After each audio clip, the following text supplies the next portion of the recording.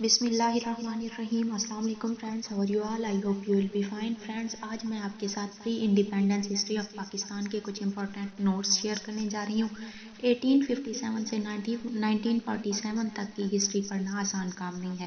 Us per thousands of books لکھی جا چکی ہیں، لیکن اس کا مین خلاصہ سمجھنا بہت ضروری ہے، کیونکہ یہ PPSC کے پیپرز میں اکثر سوال اس میں سے آ جاتے ہیں اور اس کے امپورٹنٹ کویسچنز کو پڑھنا بہت ضروری ہے۔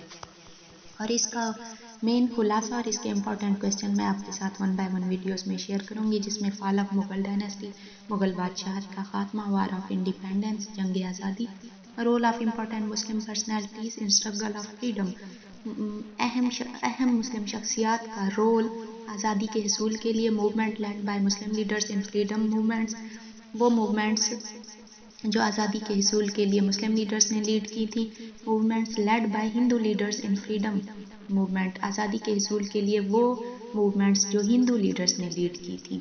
Pakistan movement continued, some events that happened for the separate homeland were, separate homeland کے لیے یعنی الگ وطن کے لیے کچھ ایونٹس جو الگ وطن حاصل کرنے کی وجہ بنے تھے، یا الگ وطن حاصل کرنے کے لیے جن سے موٹیویشن ملی تھی، وہ کون سے تھے؟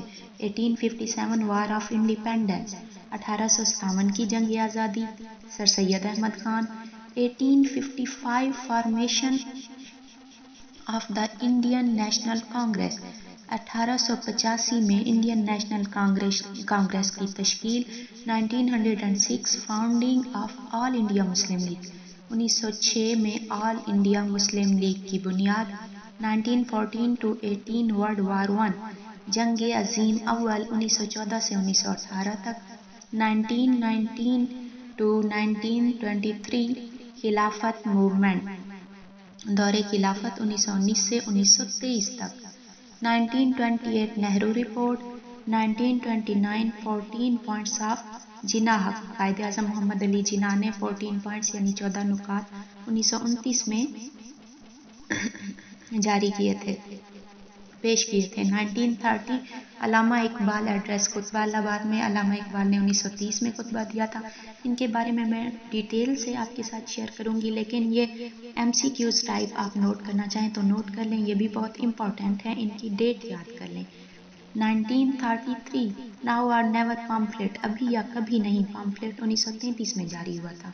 1939 to 45 ورلڈ وار سیکنڈ، جنگ عظیم دوم 1939 سے 1945 تک۔ 1940 پاکستان ریزولوشن، قرارداد Pakistan 1940۔ 1946 the cabinet mission, and last میں ہے 1947 کریشن آف پاکستان۔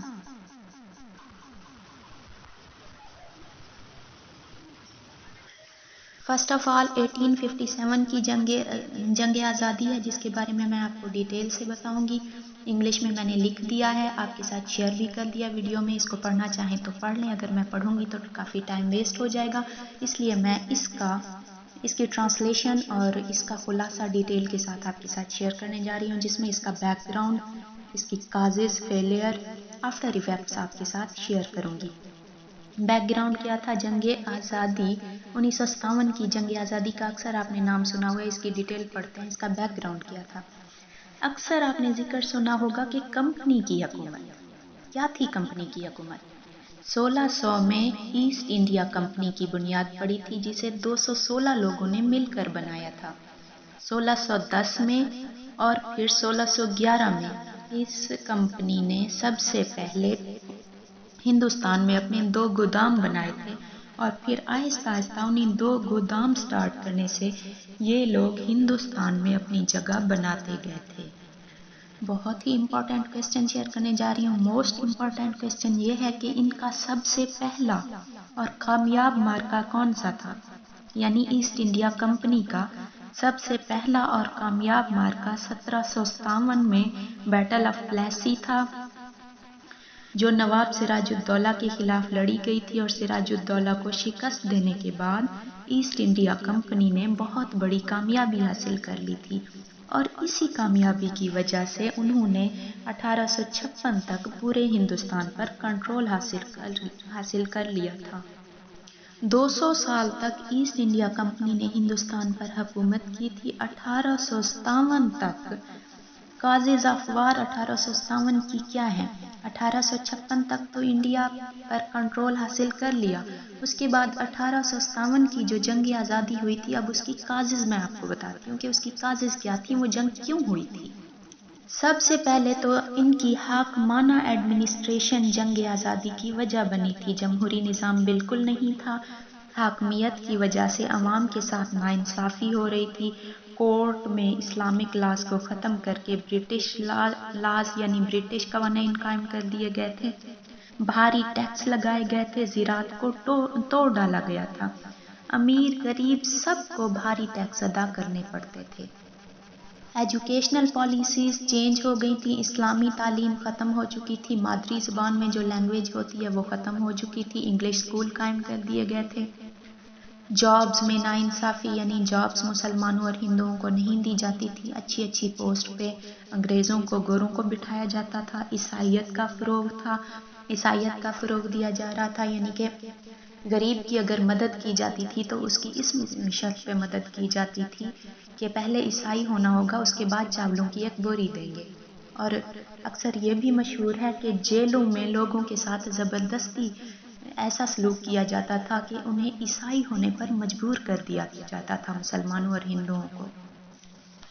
یہ اپنی ایسٹ انڈیا کمپنی اپنی پلاننگ کے ساتھ ہندوستان میں داخل ہوئی تھی۔ ایک تو عیسائیت کا فروغ تھا، دوسرا انڈیا مشہور تھا، سونے کی چڑیا کہا جاتا تھا اس ملک کو، کیونکہ یہ زراعت کے حوالے سے بہت زیادہ ترقی کر رہا تھا، زرخیز زمینوں کی وجہ سے، اس لیے انڈیا کو لوٹنے کے لیے کمپنی کی حکومت آئی تھی۔